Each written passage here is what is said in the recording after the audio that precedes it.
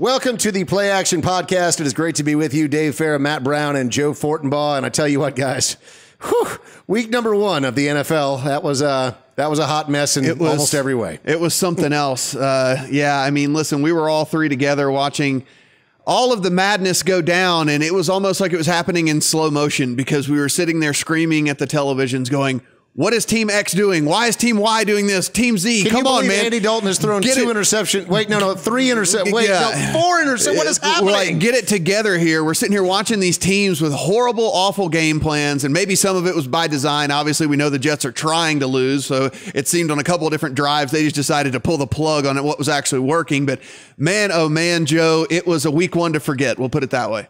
Which exactly plays into 2 of the elements we talked about on this podcast last week. Number 1, expect the unexpected when it comes to the NFL. And number 2, don't risk a significant portion of your bankroll in week 1 because we really have no idea how a lot of this is going to play out. You can get the gist that the Jets will stink, that the Falcons may not cover a touchdown on the road when playing outdoors. But by and large, there were several elements that came into play of this first weekend's worth of football that very few people saw coming. You tell me the person that saw Kansas City annihilating New England at Foxborough last Thursday night, and I'll show you Nostradamus. Yeah, that's absolutely right. And listen, at least hopefully you jumped on the Rams with us. That was actually our biggest play of the week last week, and we were able to get that one. So fortunately, that worked out for us. And if your biggest wager of the week is on the one that wins, then that's good. That's good. Well, hopefully. I mean, there was a lot of blown picks, but if you did have a rough week 1, don't feel bad. A lot of people had a rough week number 1. Sportsbookreview.com is, of course, where we're going to be pulling all the odds as we talk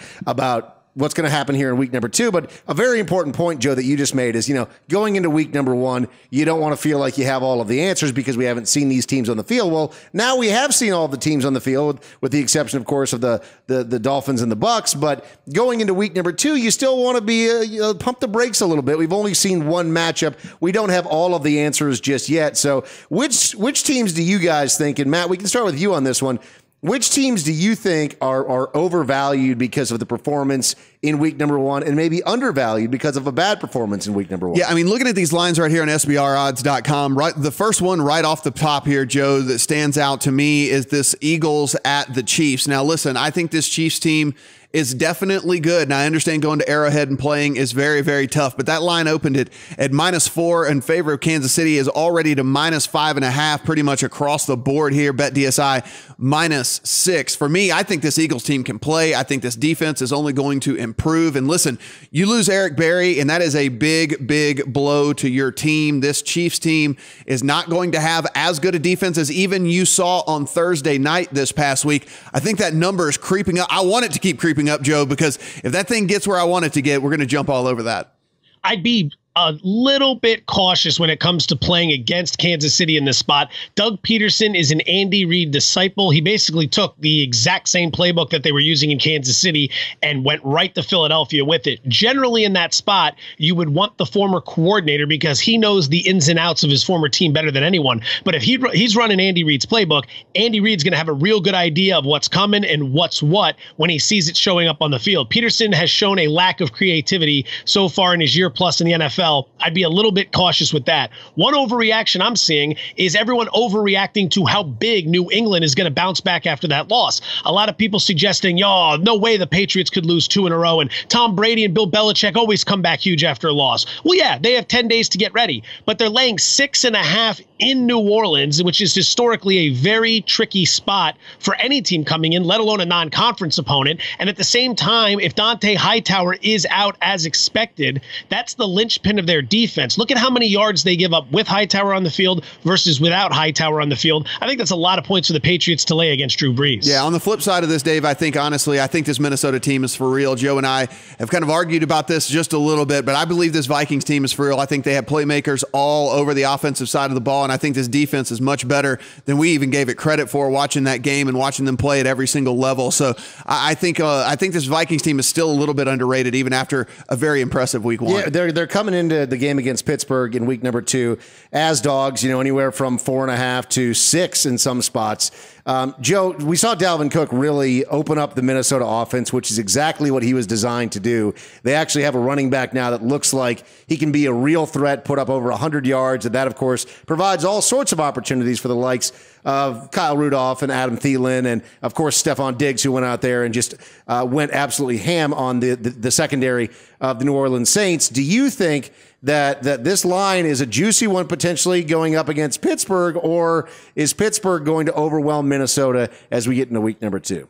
Short week, non-conference opponent with a dome team going from all that crowd noise and hype of a Monday night game outdoors onto a grass field against an opponent they have very little familiarity with. I can see why the line's at this point. Minnesota's a team I wasn't as high on. I thought they had the potential to go to the NFC Championship game this year. They showed every bit of that Monday night. But do I want to buy into Sam Bradford and this Minnesota offense to look that good against Pittsburgh? You're going to need to win a shootout against the Steelers at Heinz Field. And I don't know if Bradford and this offense are necessarily equipped just yet. A lot of potential there. But remember, they were going up against the New Orleans Saints, and they were at home on Monday night. A lot of factors worked in their advantage just a few nights ago that they will not have when they travel to Western PA. Couldn't you make an argument, though, that the Steelers, who we all think have a real shot at winning the Super Bowl this year, went out there and struggled a lot more mightily than we expected against the Cleveland Browns? I think that's more a sign of optimism for Cleveland Brown fans, to tell you the truth. I thought this defense was going to be better than people were giving it credit for coming into the season, and you saw that in week 1. Now, granted, in typical Browns fashion, they found a way to get a punt blocked for a touchdown, which ultimately turned out to be the difference. But they showed a lot of fight, a lot of heart, and they didn't quit in that game. That's a good old-fashioned AFC North rivalry. Even when Cleveland's at its absolute worst, a lot of times against Baltimore, Cincinnati, and Pittsburgh, they will show up and put up a bit of a fight. And did it without Myles Garrett as well, so they can only can look up there in Cleveland on the defensive side of the ball. All right, so Joe, final word on this one. Do you think there's anyone undervalued as we go into week number 2 because of a lackluster performance in week 1?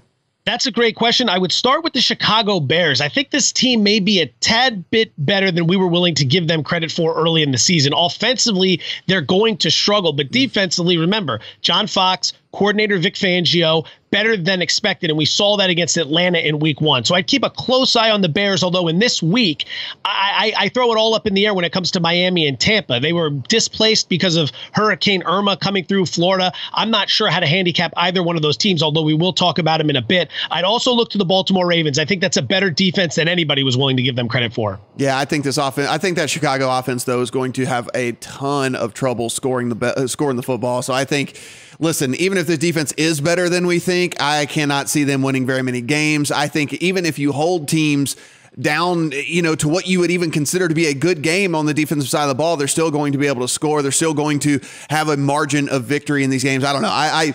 I'm not as bullish on the Bears as I was, especially now. I mean, they lost even another weapon on offense there. They have nobody to throw the ball to whatsoever. It's going to be by committee there as far as signing guys off the street to come in and catch the football. All right, we're going to run through all of these games for week number 2. And again, SBRodds.com is where we're getting all of the action that we need with the different odds from different books all across the web. But let's first talk about a couple of key injuries. Allen Robinson for the Jacksonville Jaguars goes down. And, of course, the one that just broke the internet for NFL news, David Johnson out for basically what looks like the entire season.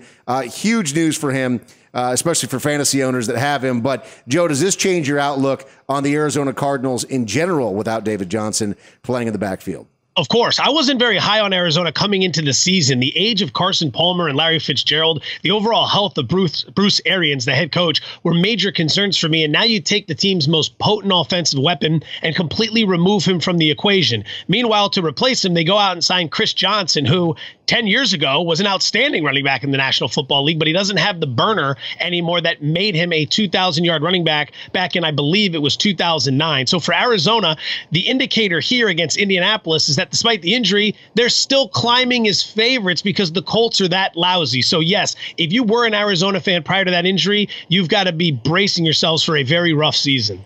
On the Jaguar side of the ball, I think if anything, and this is something we were probably going to be doing anyway, especially seeing how they performed in week 1, Joe, you and I all of us actually were very, very high on this Jaguars defense, saying that they had the potential to be one of the top 3 in the entire league. And we saw that on Sunday. And what I think we look at now, losing yet another offensive weapon, having an inept quarterback as it is anyway, I think you're going to see even more Leonard Fournette, even more ball control, even more play defense and try to win close, ugly games. I'm going to be looking towards the under in nearly every Jaguars game if the number makes sense for me, Joe, because I think we're going to be seeing a lot of very slow, keep the ball out of Blake Bortles' hands and try and play defense, ball control team. All right, I think you're absolutely on to something with that. That's good analysis. Here we go on to week number 2. And again, starting at the top here, Philadelphia and Kansas City. That's going to be a 10 o'clock game in the West, 1 o'clock in the East. Kansas City is laying anywhere from 4 to 6 points.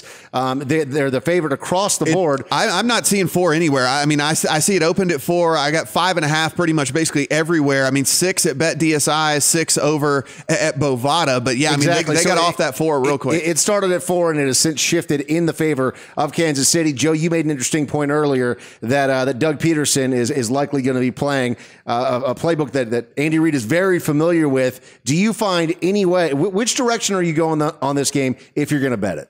I like the Chiefs in their home opener with 10 days to get ready. I also like the Chiefs in a 6-point tease here if you don't want to take too much of a risk.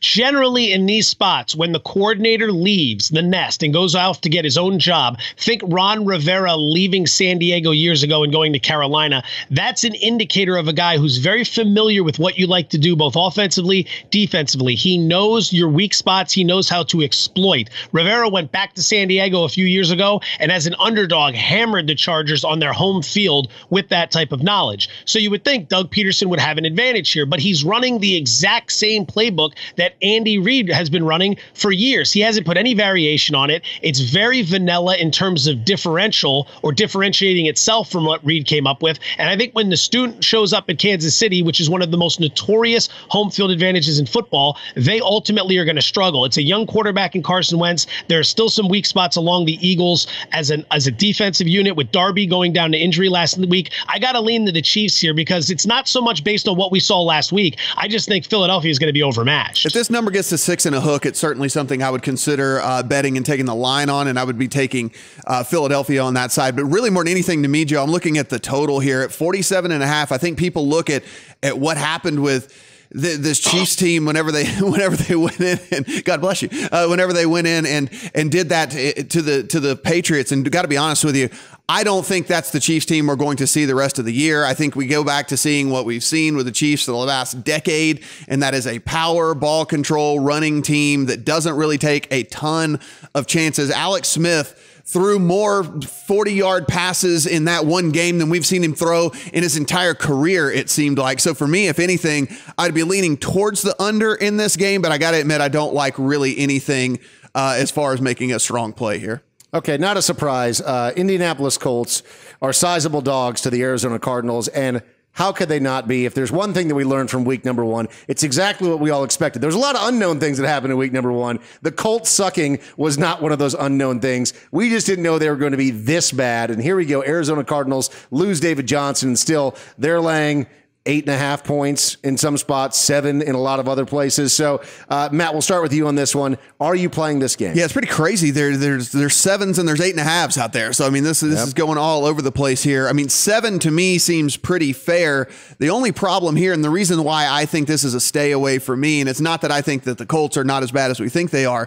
It's I need to see how this Arizona team is going to function without David Johnson. I mean, this guy was their entire offense for the past 2 years. Now, Kerwin Williams is going to step in, and Kerwin Williams is going to try and be David Johnson. I don't think so. Carson Palmer, I was wondering, I'll admit, I thought Carson Palmer would bounce back this year. I thought that maybe a lot of that we saw last year with him was injury. And, you know, he talked about how hurt he was and how he played the majority of this season injured. It looked like he was old. It might be getting to that time, Joe. You might have been right about this whole thing. For me, again, I hate to be that guy to say it's another stay away, but I want to stay and I want to see how this Arizona team functions without David Johnson. I'm leaning to that thought process as well. Until we see what Arizona is capable of doing with their new look offense, it's tough to handicap them, especially in a situation where they're going to lay this many points against the Colts. Big question for me, are we going to see Jacoby Brissett in this game at quarterback for Indianapolis? How long are we going to see him at quarterback? If so, that's a true X factor right there, because it might be enough for the Colts to generate some offense. But if you're going to come back with Scott Tolzien again this week, there's no way I can take any money in the world and put it on you based on the way he played. He's not a competent NFL quarterback. He shouldn't be in the National Football League. I'm sure he's a nice guy and wouldn't want to have to listen to what I'm rambling on right now, but you can't bet on him and you can't bank on him. And you saw it against the Rams last week. This Colts team's in a full-on tank. I don't think we're going to see Andrew Luck back at any point this season. Okay, so we had a little bit of a disagreement earlier between the two of you on Minnesota and how real they are, how they'll do against Pittsburgh.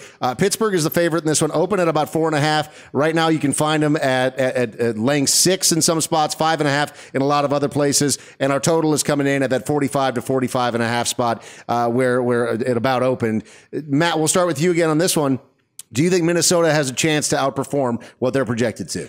We talk about this week one and we don't really know what these teams are. And then we're talking about Le'Veon Bell. He'll be fine. It's Le'Veon Bell. He knows this offense. He's been in it. He'll fit right in. He won't have to worry about him being rusty at all, and goes out and lays a complete egg here. And they talked about how they were kind of, after the game, how they were kind of easing him back into this situation, which just seems incredibly bizarre to me, because Le'Veon Bell knows this offense. He knows whatever. And from all intents and purposes, you would think that he was in shape. I mean, like you saw the way he looked. He didn't look fat. He didn't look big or anything like that.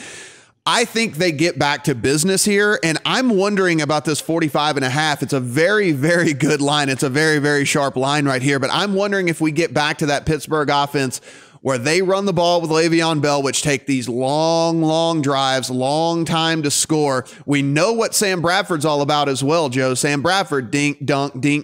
Now they've got a run game as well. They can feature that as well. I wonder if we see a bunch of really long scoring drives and then even long drives that end in field goals or punts or something like that. And I'm wondering if the underside of this 45.5 isn't where we should be looking.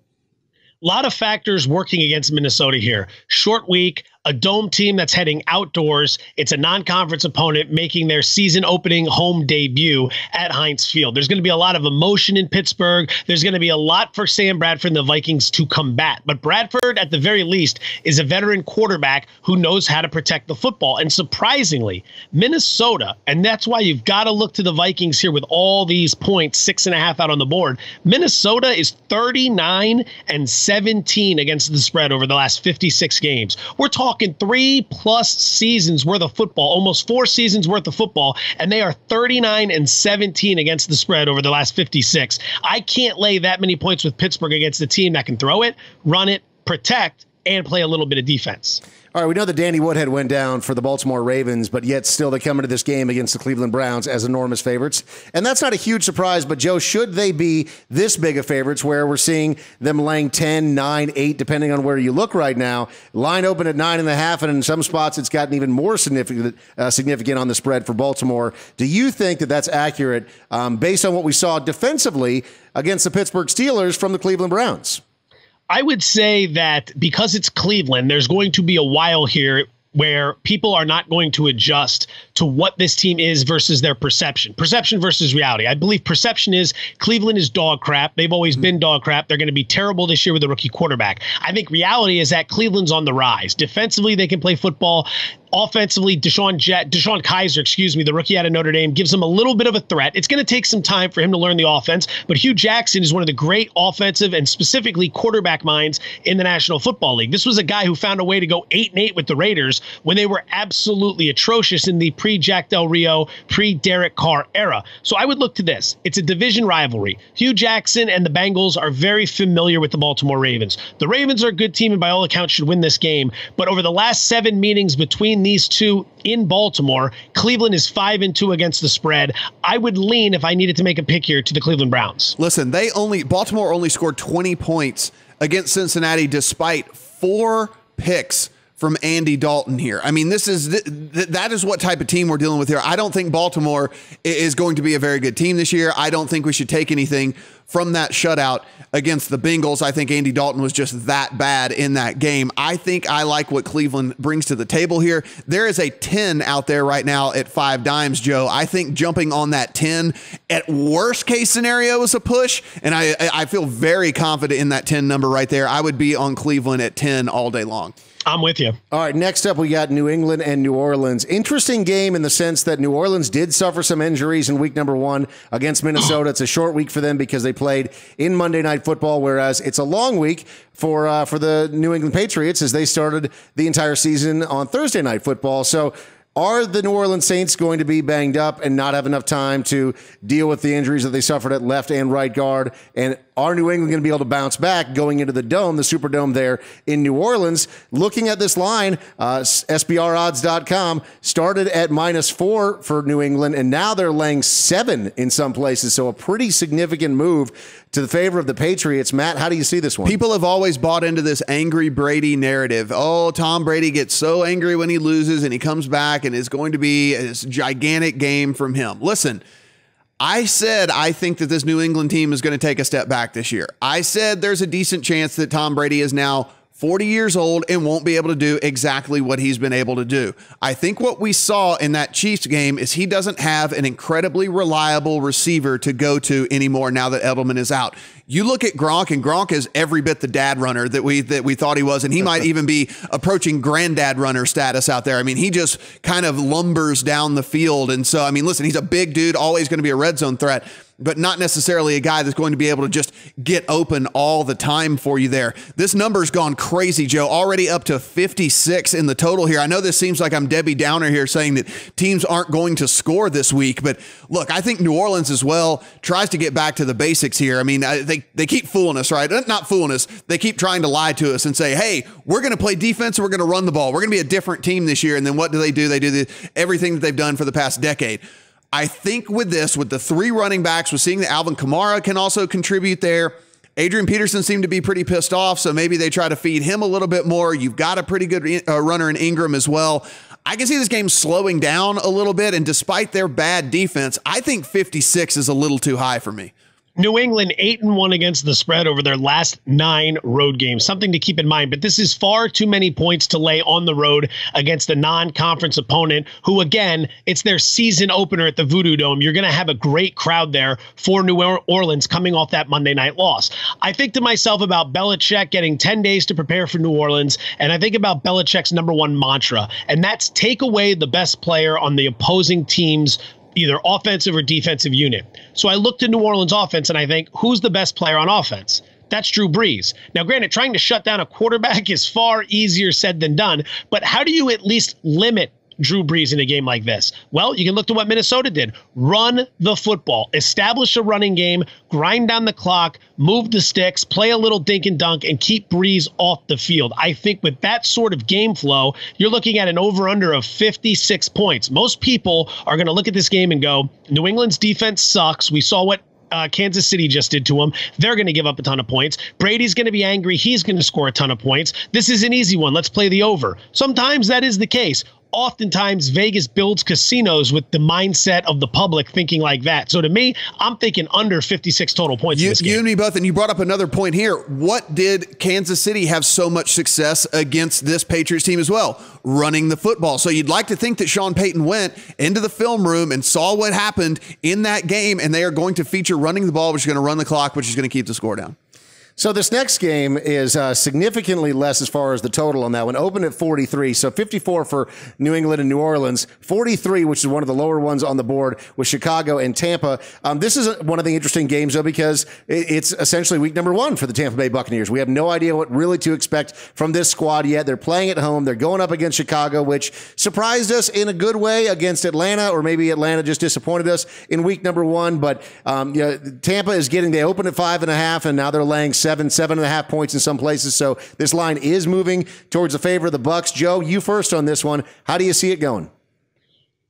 think about Tampa Bay right now. They've been through a lot. They were getting ready for their season opener last week, and then all of a sudden they find out not only are they not going to get to play football that they've been preparing for about 6 weeks, but they need to flee the city they live in, where they raise their families, the city they love, because Hurricane Irma is coming through. That's got to weigh a lot on the players. It's got to be distracting to an extent. But at some point, the hurricane passes, and then you get back down to work. And you knew for a while now that you weren't going to be playing in week 1. So you've turned all your attention to the Bears. You paid attention to that game last Sunday. These guys probably got together and watched the Falcons and the Bears play one another, and you started studying tendencies, and you start to drool a little bit, and you get excited knowing you're finally going to get to play some football this weekend. You are going to see a very hungry, very motivated performance from the Tampa Bay Buccaneers. Now, they might come out a little too motivated to the point where you overextend yourself, you make a couple mistakes, and maybe the Bears can capitalize on that and then hold on with a defense to stay inside the number. But I would look to the under because I think you're going to see a big-time defensive effort from both sides here,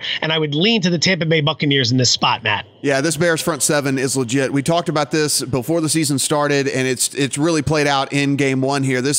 I don't see Tampa Bay having any success running the football in this game. And so this is going to come down to Jameis Winston. This is going to come down to Mike Evans. Are they able to connect enough? Are they able to hook up enough for them to be able to score enough points to cover the spread? I got to be honest with you. When I saw this line come out, I liked the Bears at 5.5 when I saw it at 5.5. And now that you can get this thing at 7.5 at 5 dimes, for me, shopping around, again, this is why SBR odds is so great. You can shop around with the various books, and very important to have, 2 or 3 different accounts so you can make sure to get the best number here. 5 dimes at 7.5 for me. I think this is a Bears team that I'm going to back in this game. And like I said, I liked it at 5.5, and I'm going to take it at 7.5 for sure. All right, the opener in this one started with Carolina laying 4.5 and 42.5 as the total there. The total has creeped up to 43 pretty much across the board as we record this. But as far as where the line has moved, 7.5 now in Carolina's favor, 8.5 in other places. So this one has jumped in a significant fashion towards the Carolina Panthers. Matt, you're first. A bit of an overreaction here of Carolina beating up on a really bad 49ers team. Now, listen, we think that the 49ers are probably heading in the right direction, but they're dealing with injuries. They're dealing with a new coaching situation. They're dealing with a little bit of talent deficit. So, I mean, I don't think that Carolina beating them as badly as they did is something we should be jumping up and down about. That said, Buffalo is trying to lose this season. If you watch them play against the Jets, they didn't look that great either. The only person that looked great was LaShawn McCoy. And you look at this number, 8.5 in some places, 7.5 to 8. But I mean, man, for me, Carolina, no way am I going to think against this Buffalo defense that has a little bit of pride. Now, that was the one thing we saw from this Buffalo team. The offense, not so great. The Buffalo team did have a little bit of pride on that defense. I think an 8.5 number, Joe, certainly something I would stay away from. 7 seems right on to me, which whenever I think a number's right on, I instantly just look to pass. And I think this is a game I'm going to pass on.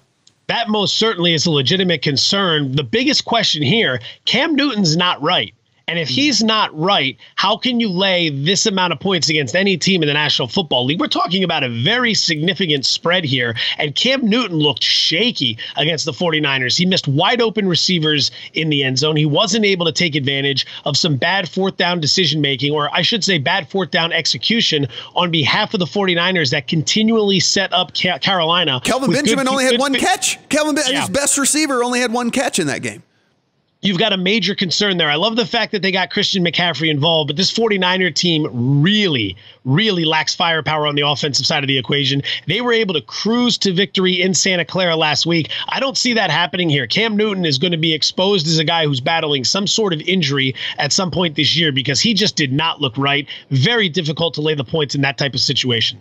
All right, last week we thought that it was going to be an interesting game between Tennessee and Oakland because both of the defenses are bad. We knew that, but we thought that the offense from Tennessee would be potent enough to be able to have some real success against that defense of the Oakland Raiders, and somehow the Oakland Raiders defense looked good because there was just some mistakes that were made by Tennessee throughout the game. And now all of a sudden we're going into a game that I thought would be a lock, and Tennessee is favored by 1.5. They're getting they're laying 1.5 points in this one against Jacksonville. Total is 44 is where it opened, and it's since moved to the Titans a little bit. 3 is what you're seeing over at Bovada. That's currently where they're laying the most. 2.5 in other spots. Joe, you first on this one. Do you think this is an accurate spread, accurate line? Yeah, and a relatively simple way to handicap this one for me.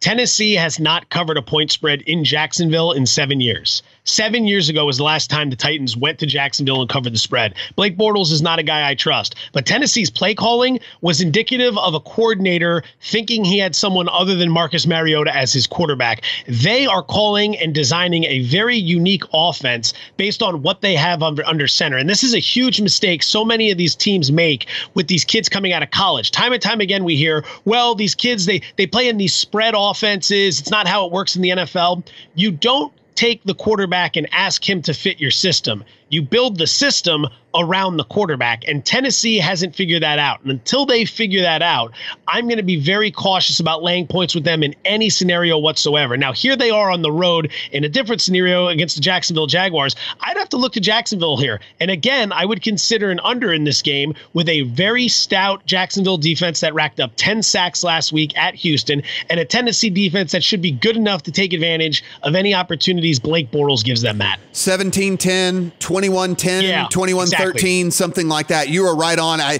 really don't have a lot to add from that. It's exactly the way that I feel. We sat next to each other watching this Oakland-Tennessee game play out, and we're going, what is Tennessee doing on the offensive side of the ball? How do we know exactly what's going on here? We're not sitting on the sidelines making millions of dollars. We're sitting on the sidelines drinking a couple beers on the side of the is what Those we're doing. Those were huge beers, by the way, in Vegas. Yeah, I mean, they're like this. I don't need that much in 90-degree heat. Yeah, they were Vegas priced as well. That was for sure. But $200. But seriously, I mean, until we see something different from this Tennessee squad, it's going to be a squad that I'm going to be avoiding as far as laying points with those guys for sure, just like you mentioned. And I love the under in this game. I see a 21-10, 21-13, 21-14 tops type game right here. So for me at 43.5, where you can basically get it across the board here, I love the under in this game. All right, speaking of 43.5, as we jump to the later games here, it's the Jets and it's the Raiders. This one's going to be happening at 4:05 in the East, 1:05 in the West, and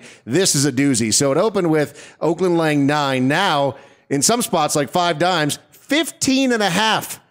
15.5, 14 in other places, almost across the board. So, I mean, how do you bet on this game? Well, here's the odd situation where we have to cap a game that's already had such a line movement. Because when I saw this come out, I jumped all over Oakland. I got it at 10. Okay. And now you look like a genius. For and I got it at 10, and so that was great. And I'm glad to have gotten it at 10. Now that it's up to 14, 15. That is a whole lot of points, even against a Jets team that's going to be flying across the country and a Jets team that we know wants to lose. That said, Joe, if I had to play this game, gun to my head, I'm still taking Oakland -4. Right? I'm still taking Oakland -14 with this Jets team that, like we said, has a very good chance to go 0-16. I'd be looking at the Oakland team total here. I'd be looking at the team total and playing their offense to exceed that team total, which is probably going to be somewhere around 29 or 30 points when we see it emerge on the board. The Jets are actively trying to lose. We've been saying this, Matt. You've been saying this. This isn't a novel concept that I'm throwing out there, but I can't get over the fact that the Raiders are the biggest favorite they've been since 2001 against the Dallas Cowboys. That was the last time the Raiders were a favorite of 14 or more in any game. This defense, I still have questions about, despite the fact that they pulled off a very nice win in Tennessee. You're going against the Jets. Maybe you get a bit complacent this week. Maybe you get caught reading your own press clippings, thinking very highly of yourself, considering a lot of people didn't give you much of a chance in Tennessee. I would rather bet on Derek Carr, who I know is going to be focused, and I'd rather bet on an offense that I know is going to have success behind the best offensive or second best offensive line in the business. So with a team total somewhere around 28, 29 points, I'd go over that for this game. This is the Play Action Podcast brought to you by Sportsbook Review. All of the odds that we're talking about, you can see them updated in real time, SBRodds.com. And next up, another doozy for us. We're talking about double digits, Seattle over San Francisco. This game also is going to be one of the later ones, going off at 4:25 here. Open it at 13 in favor of the Seahawks now. They're laying 15 in some spots. Over at 5 dimes, it's 15. 14 in a lot of other places, and then you're going to get it still at the great price of 13.5 over at UWagers. So, the line opened, the total opened at 43. Now it's jumped down just a little bit by about a point to 42. But Matt, are you taking any action on this game? No, I'm going to pass, and I'll tell you this. I don't care how bad San Francisco looked to me. This Seattle offensive line is still atrocious. They are still bad. Russell Wilson was running for his life, no time to make anything happen whatsoever. And these are still NFL players at the end of the day. And if they're not getting blocked very well, they're still going to go and they're still going to try and sack Russell Wilson. They're still going to get in his face and they're still going to make him throw errant throws here. So for me, Joe, while I can't back either side here, I certainly don't feel comfortable laying any points with Seattle. If anything, you get 15 on San Francisco's side. That is getting more than 2 touchdowns. If I had to play this game, I would be leaning towards there.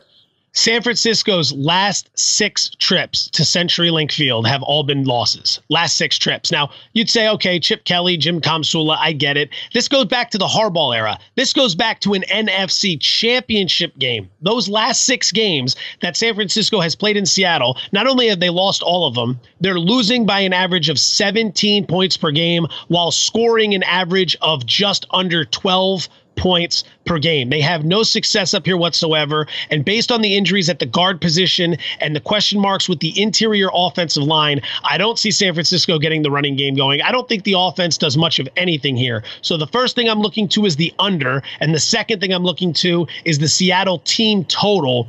But I'm probably not going to play that. So for right now, it's going to be an under. Laying 15 or more, I've watched a bad San Francisco team go up there and hang on just enough to almost cover a spread like that. I'm going to pass on the side. I'll play the under. I see this game 31-3, maybe 24-10, somewhere in that realm, coming in at less than 40 total points. 46 is the total in this next game. And Matt, we'll start with you on this interesting spot. How much do we believe in the Los Angeles Rams? Are they going to be a real team this year? And is this their biggest test to prove that they are, in fact, going to be a real squad going up against the Washington Redskins? It opened with Washington laying about 1.5. It's since swung the other direction to the Rams, now favored by 3. What say you? Let's talk about what we saw this past Sunday. We saw an improved Jared Goff. We saw a very good defense that was absent Aaron Donald, who is going to be back this week playing for that very good defense. We saw a connection between Cooper Kupp and Jared Goff. We saw Todd Gurley at least get the volume that we think he should be getting. He didn't really do all that much with it, but at least getting the volume there, ball control, kind of like we were talking about. And with all that, it helped Jared Goff go over 300 yards because they did have to account for what Todd Gurley was doing there, running the football. Joe, for me, I actually went back and rewatched this game on the little 22-minute clips that you can get whenever you sign up at NFL.com. I took a look at this game to make sure that I was seeing what I thought I saw. What I thought I saw was a really, really good Rams defense that I think is going to give people a lot of trouble all year long. On the Washington side of the ball, Kirk Cousins has not looked good. He has no connection whatsoever with any of these receivers. They ran the other guys all left town. Everyone thought, it'll just be a plug and play with Terrell Pryor, and that has not been the case so far. You look at this right here, the Rams. I know people are not going to want to ever bet on a favored Rams team 2 weeks in a row. I'm going to be that guy. I think this Rams team can cover this 2.5 that you can get at 5 times.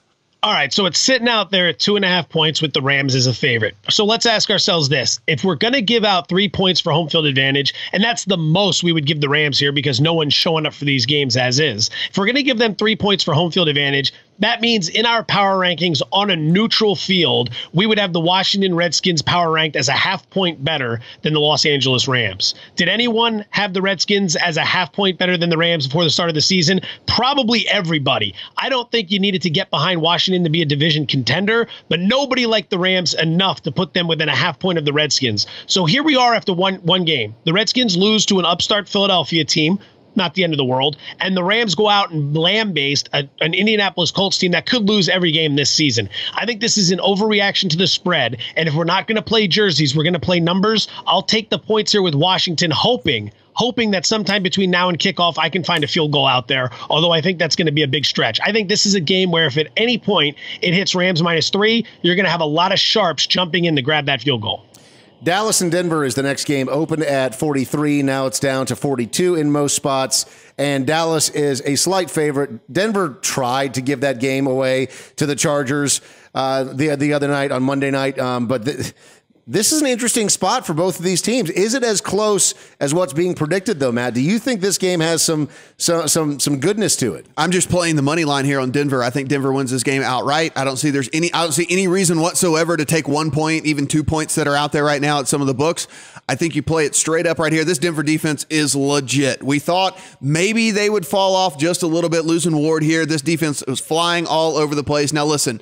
Towards the end there, Phillip Rivers got his act together, and they started playing very, very well, that offense for the Chargers. That being said, this defense in Denver is going to keep them in every single game, and Trevor Siemian, all of a sudden out of nowhere, actually looked like a legitimate NFL quarterback. They were using him well, kind of getting him out of the pocket, using his legs a little bit, and letting him use his athleticism. I didn't see anything in that game against the Giants that made me think that Dallas was going to be world beaters either. I think this is still the same Dallas team that, Joe, you and I thought they were going to be before the season started. I like Denver straight up in this game. I love that. I am 100% with you, and here's why. Altitude. And I'm not talking the altitude that we talk about all season long every time a team goes to Denver. I'm talking about early season altitude and how it affects guys who are not used to playing 4 full quarters. It takes some time to get your sea legs under you in the National Football League. You see a lot of that in week 1. Since 2000, Denver at home in weeks 1 and 2.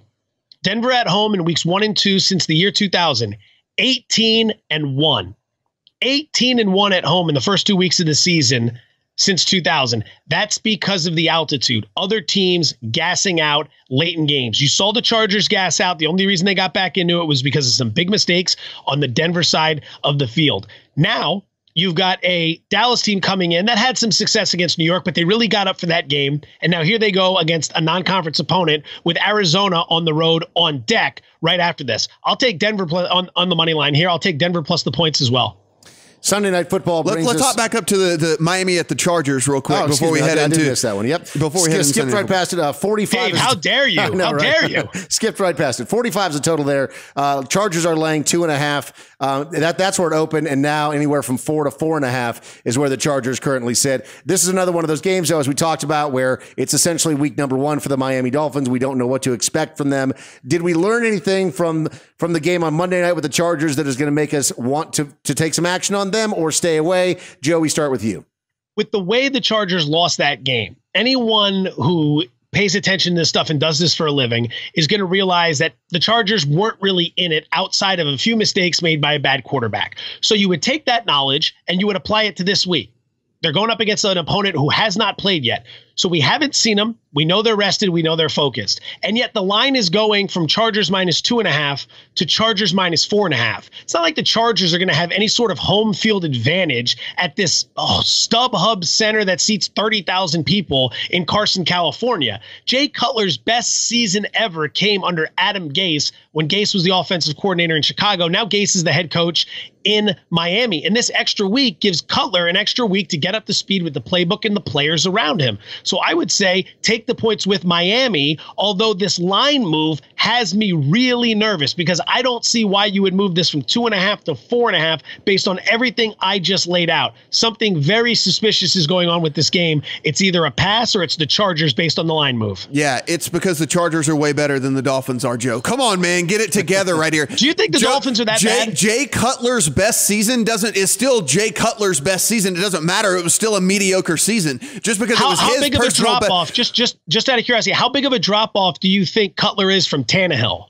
Oh, not at all. It's a lateral move. And so it's a lateral move. Listen, I think Miami was a playoff team last year with Tannehill. You cannot overreact to what we saw in week 1 with this Chargers team. And listen, towards the end, they started to get it together. You got to think Keenan Allen, who is Phillip Rivers' number 1 receiver, basically was gone the entire season last year. So they now you saw towards the end, they connected on a touchdown, started to get back in the groove a little bit here. I still believe in this team. I still believe in Phillip Rivers all day over Jay Cutler. And I also believe this Chargers defense is going to be pretty good. I talked about Joey Bosa and you saw it. Joey Bosa was able to get in there several times, cause all kinds of trouble. And let me tell you what Jay Cutler's going to do when Joey Bosa's in his face. He's going to close his eyes and he's going to throw it straight up in the air and they're going to pick the ball off and they're going to run it back. I love the Chargers in this game. I don't care if the number gets to 5, 5.5, even 6. Tied for the highest point total on the board is the Green Bay and Atlanta game. That one opened at 54. Now it's come down a little bit to 53.5 in some places. Atlanta is favored by 3 points. They're laying 3. Joe, pretty much unanimously everywhere, with the exception of, looks like you wager at 2.5. So what say you on this one? Is this the head scratcher of the week, guys? I mean, is this the head scratcher of the week? I mean, look, I understand the emotions are going to be high. They're opening the new stadium down there in Atlanta and everything, but Joe, I mean, this is the Packers, and this is Aaron Rodgers, and this is Atlanta, who just struggled against Chicago, who hung on, by the skin of their teeth to beat the Bears. I don't know. This is a head scratcher to me. We told you Atlanta was going to struggle at Chicago because you're taking a dome team and putting them outdoors on grass without their MVP, offensive coordinator Kyle Shanahan. And we also knew going into that game last week against Chicago that the Super Bowl loser was 2-15 against the spread over the last 17 years in week 1. Now you're coming home. It's Sunday Night Football. It's a rematch from last year's playoff encounter between these two, in which Atlanta absolutely hammered Green Bay. That's what worries me. We're seeing a game go from 1-3 and Green Bay just beat Seattle. It also worries me what happens to teams the week after they play the Seattle Seahawks. That is a physical game. It is a taxing game. It is an emotional game. Green Bay's got to heal up quickly for a very fast track meet that's going to take place in Atlanta. But does it even count as a game at the new stadium if the Chick-fil-A is not open because it is being played on a Sunday? No, yeah, that's not a real football game. I mean, I will not watch. Yes, yeah. Let me tell you. Way to go. And for me, being negative Nancy, this whole podcast, basically, it seemed like, as far as these totals, even though this one's sky high, I still can see the overhitting in this game. I think this is going to be very little defense, a ton of scoring, both quarterbacks finding guys left and right. Now, listen. Julio Jones, every time he has been held under 75 yards receiving over the last couple of seasons, he has come back with a monster game the next game, just absolutely exploded, because they go in and they look at the film room and they go, why didn't we throw the ball to Julio Jones? I guess we should do that. And when they do, they exactly do that. They give him about 15 targets and he goes over 100 yards for a couple touchdowns. I think there's going to be scoring all over the place in this game, Joe. I even at 53, I'm taking the over here. I would lean to that direction as well. If you're going to play it, you probably want to play it now, because come Sunday night with everyone chasing money on this game. And no one likes to bet the under. Yeah. No one's going to like the under in this spot. All right, you can shave 10 points off and play the over on this one if you want to. I mean, the Detroit Lions went out there and lit things up last week, and then the Giants didn't go out there and light things up as much as we thought that they were going to. But nonetheless, we've got the Giants and we have the Lions going on Monday Night Football. 43.5 is where they open. Has come down a little bit in some spots to 43, but the Giants, who open laying 5, are now laying 3 in most places. Joe, what do you think? Even with Odell Beckham during the preseason, the Giants weren't scoring. And this is a much different offense with Odell Beckham versus without Odell Beckham. So maybe he gets involved in this game and maybe he plays well. But the Giants can't protect and they can't run. They are a very one-dimensional offense, and Eli Manning looks old. Flat out, he just looks like an old quarterback who's watched the game pass him by. Used to be a situation where you could take the best receiver off the Giants and Eli could still make some plays here and there. But now Odell Beckham is being viewed as this god, because when he leaves, this entire offense crumbles. That shouldn't be the case with a quarterback who's won 2 Super Bowls. Eli Manning may not be a surefire first ballot Hall of Famer, but he's a good quarterback. Problem is he's old. So in this game with Matthew Stafford's arm, with this being a Monday night game in New York, I'll take the points here with the Detroit Lions. I think they're better than people give them credit for. I like them a little bit more than I think some may have going into that Arizona game, although I laid off it because I still haven't been able to handicap the way I want to as it pertains to the Arizona Cardinals, and we'll figure that out later. But I take the points with Detroit in this situation. Yeah, the uncertainty here of Odell Beckham is really what has me hung up on this game. I mean, I do believe Odell Beckham is a game changer for this team, and there's not a lot of wide receivers you can say that about. But whenever you look, and this is something I think we discount a little bit as well, and something we probably should be a little bit sharper about whenever we talk about these quarterbacks and new receivers. We saw this with Kirk Cousins and Terrell Pryor. Now we saw this with Eli Manning and Brandon Marshall. Like, these new guys come into town, and it's not always just plug and play, and I think we need to keep that in mind whenever we look at some of these big time receivers that come in and we just think, oh, well, they're going to instantly just click with the quarterback. And maybe that's not always the case. And we've seen it play out a couple of different times here so far this season. If Odell Beckham does not play in this game, I mean, I can imagine this line's going to rock it up. Wouldn't you think? I mean, I think everyone is just assuming with the Giants still being favored in this game, I can only assume this is people thinking that Odell's going to play. Wouldn't you say, Joe? I would say that plus a bounce back after a horrible performance in Dallas against the Cowboys and it being Monday night in New York to open the season for the home schedule. Yeah, for me, if this is one of those situations where you feel like Odell either couldn't play or is going to be limited, I would jump on it now, because as soon as that news becomes official and actually comes out, I mean, this number is going to go crazy. I mean, people saw the way this Giants team played without Odell last week, and they're just inept. And so, I mean, for me, as we sit right here, not knowing the Odell situation, Detroit all day for sure. If he is going to play and they say he's not going to be limited, maybe that affects my decision a little bit. But as we sit here on Wednesday and you can get this number, I would say go get it. All right, we'll talk about some of our favorite plays in just a moment. But quickly, if you're joining us here, it's almost as soon as this podcast and videocast has been released, then you want to know about the Thursday night game. And this is, potentially an interesting one. We have Houston and we have Cincinnati. 38. What is interesting about this game to you? Please tell me what is interesting about this game to you. It's interesting because I came into the season thinking that there would be a real defense in Houston, and then all of a sudden Jacksonville and their powerful offense comes out and just annihilates them. It's a stinker of a total, but it's interesting because I'm curious if Deshaun Watson's going to be able to go out there, start this week, and actually get some offense rolling for the Houston Texans. And then on the other side of the ball, we have the Cincinnati Bengals, who went out there and just totally blew it in week number 1. Andy Dalton throws 4 interceptions. Can they actually right the ship against Houston playing at home for the first time this season? That's what's interesting, is that we have two teams that I felt pretty confident coming in to week number 1, that I sort of knew what they were going to be about. And now I just have no idea on either of these teams. So this Houston game and the Jaguars game was another one of the games that I went and did the little 22-minute replay of. And guys, I don't know. I'm not a doctor. I did not go to medical school, but something's not right with J.J. Watt. If you watch that game, he is not J.J. Watt of old. And what would make you say that? Multiple back surgeries? We're not talking about arthroscopic knee surgery. Yeah. The guy has had his back reconstructed. Yeah, and I mean, all this stuff is catching up to him big time. And listen, we saw last year what happened to this defense when J.J. Watt was not J.J. Watt and he wasn't in there. This defense just was a normal defense. It wasn't this monster defense like we imagine in our minds that this Texans team is. And look, Cincinnati was absolutely horrible. Is Andy Dalton going to go out there and throw 4 more picks? I would think not. I think that this is a really good situation if you could have got on this early and got them at a field goal. Now that this has jumped up to 6.5 points, the hook even, Joe, has me kind of sick at my stomach. I hate betting these Thursday games anyway. If I saw this at a field goal when it first would have opened, it probably would have been something I'd have jumped on. 6 and a hook for me, I don't know if I can pull the trigger. The line movement is due to the amount of concussions the Houston Texans sustained in their opening week loss to the Jacksonville Jaguars. Maybe all that hasn't been announced yet in terms of who's going to be out for this game, but you can't suffer a concussion on Sunday and then come back and play on Thursday night. There's no way it's going to happen. Yeah, a couple tight ends. Fedorowicz is out, I know, and a couple other backup tight end as well is gone. So yeah, they're going to be shy for sure. They're going to be short for sure. All right, so you've got that. You've got a quarterback who's in Deshaun Watson, who if he starts, he's got no experience whatsoever. And betting against Houston on Thursday night is a moneymaker. They're 0-7 against the spread on their last 7 Thursday night games. I think you open up a 6-point tease with the Cincinnati Bengals here, and then you'll close it later in the week with a winner that we've already given you or that we're about to give you with our picks. All right, so let's talk about picks. We'll start with college first. Going on Saturday, Matt, what do you have going into week number 3 of college ball? So I guess this is going to sound like an incredible homer pick here for me, but I really like my LSU Tigers.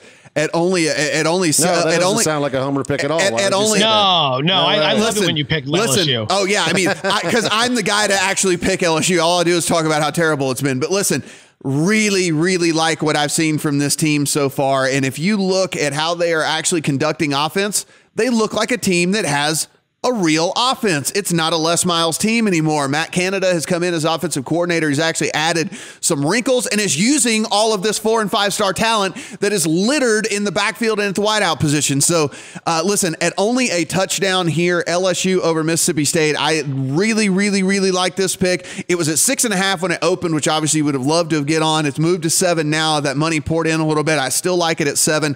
I think LSU could easily win this game by 2 touchdowns. Mississippi State not going to be that good this year. It is on the road, so I think that's another reason you're seeing this number where it's at, Joe. But for me, I think LSU at a touchdown, probably, I'm not going to say one of my locks of the week, but something certainly I feel very comfortable about.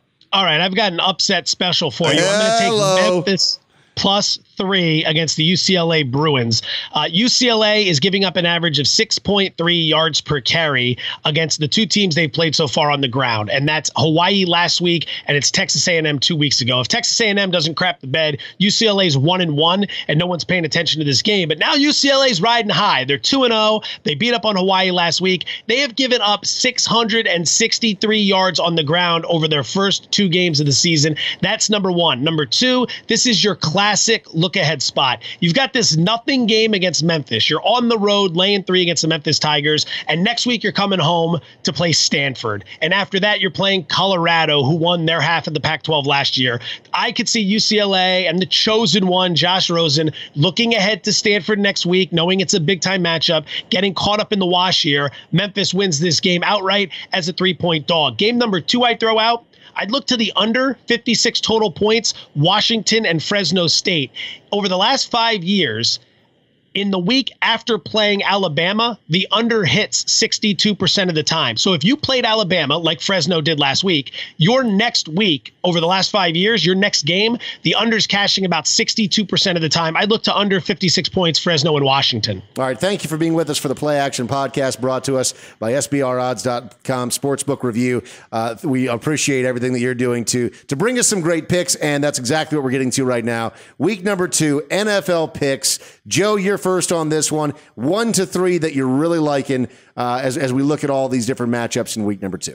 Under 42.5 points, Seattle and San Francisco. Like I mentioned earlier, Seattle has won each of the last 6 encounters between these 2 teams at CenturyLink Field. But more importantly, not only are they winning by an average of 17 points per game, they're holding the 49ers to less than 12 points per game in those 6 meetings. So the last 6 times San Francisco has gone to CenturyLink Field, they're averaging less than 12 points per game. I'm going to go under 42.5 total points, San Francisco, Seattle. Game number 2, I talked about it earlier. Kansas City, I'm going to lay the 5.5 against Philadelphia. Like the Eagles this year, but Doug Peterson is going to be outmatched and outwitted from start to finish against Andy Reid, his mentor, who's had 10 days to get ready for this game. And remember, Andy will say nothing but nice things about Philadelphia, but there's nothing he wants more than to stick it to Howie Roseman and that organization for the manner in which they dumped him a few years back. All right, Matt, over to you. Give me the under in the Tennessee-Jacksonville game, under 43.5. I see this game, as we talked about, really, really do. See this game 21-10, 21-17, something like that. I do not see these teams going off. And listen, I think both of them are going to get back to what they do best. I think they're going to be running the ball. Jacksonville is going to play ball control. Really like that. And give me Green Bay all day long at +3 in Atlanta. Listen, if you want to try to give me the narrative that it's the new stadium and they're coming home and all these different things, that's fine. I'll listen to you a little bit, but this Green Bay team is far superior to that Atlanta team. Give me Green Bay +3. All right, that's going to do it for this week's installment. SBRodds.com is where you can see all of the odds. They change in real time, and there's plenty of places for you to look and get that action. Alongside Matt Brown and Joe Fortenbaugh, I'm Dave Farra. Thanks for being with us for the Play Action Podcast. We'll catch you next week.